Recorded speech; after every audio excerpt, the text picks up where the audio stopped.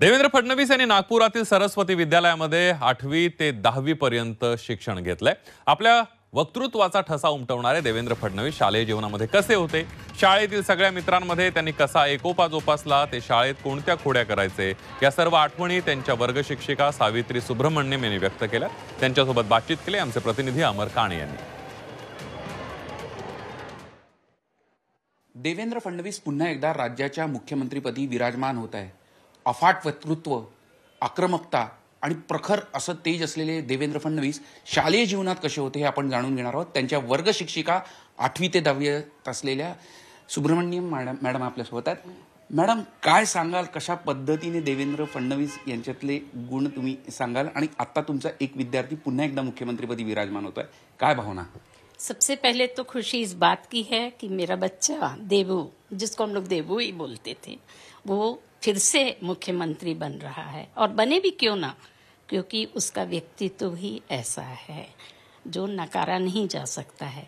आपने जैसे कहा कि आक्रामक बोलने वाला, तो सत्य के साथ रहने वाला, प्रखर होता है, निर्भीक होता है और उतना ही सहज होता है, क्योंकि उसकी सहजता इस बात से भी प्रतीत होती है कि वो किस प्रकार लोगों में घुल मिल जाता है। बचपन में भी मैंने देखा, 8th क्लास में, 9th में और 10th में, 3 साल से मेरे निरीक्षण में जो बच्चा था, वो बच्चा सभी के साथ में उसकी दोस्ती थी, सबकी मदद करता था और सबके साथ में ही आगे बढ़ने का प्रयास रहता था। उतना ही संवेदनशील था, किसी के दुख में भी शामिल होना, किसी के सुख में शामिल होना, खुल करके हंसना, ये सब उसके स्वभाव को मैंने बचपन में देखा था।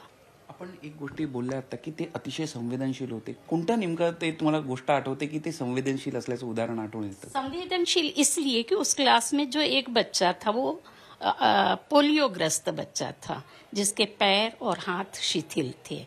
उस बच्चे के कारण ये सभी बच्चे, जिसमें देवेंद्र भी था, ये लोग कभी भी ऊपर की मंजिल में बैठना स्वीकार नहीं किए।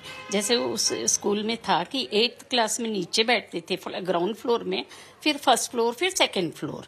9th क्लास और 10th क्लास जैसे जैसे उनकी क्लासेस बढ़ती थी, वो आगे के मंजिलों पे जाते थे। लेकिन इन सब बच्चों ने, उसमें देवेंद्र भी था, इनका एक स्वर में यही कहना था कि जितेंद्र ऊपर नहीं जा सकता है टीचर, हम लोग भी उसके साथ नीचे रहेंगे।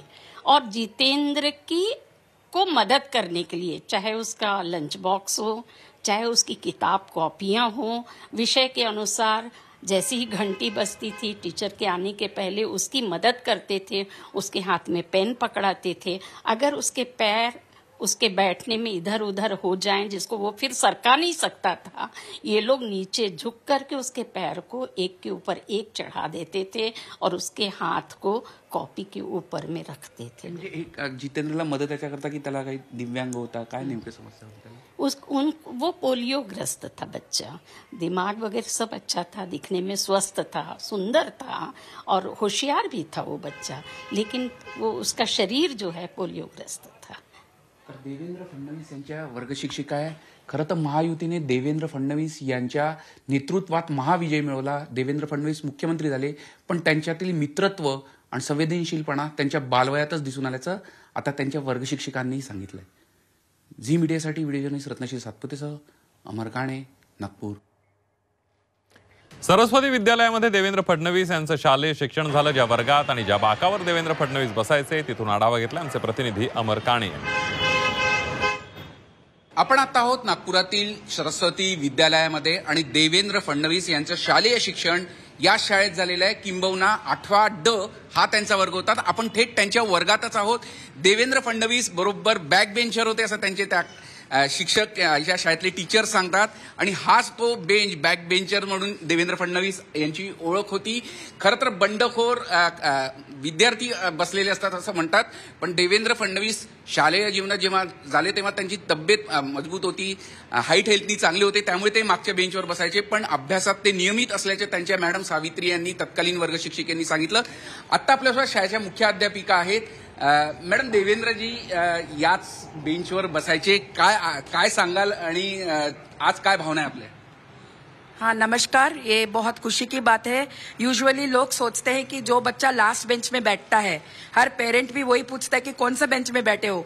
जैसे ही बच्चा बोलता है कि मैं लास्ट बेंच में बैठा हूं तो लोगों को एक नकारात्मक विचार आता है, तू फर्स्ट में क्यों नहीं बैठा। लेकिन मैंने जहां तक देवेंद्र जी के बारे में सुना पढ़ा है, वो कहते ये है कि देवेंद्र फडणवीस अच्छे हाइट भी था, उनका पर्सनालिटी बहुत अच्छा था। वो चाहते भी सामने जाके बैठते थे तो उनके फ्रेंड्स बोलते थे यार हमको ब्लैक बोर्ड नहीं दिख रहा, तो वो तभी से एक लीडर थे।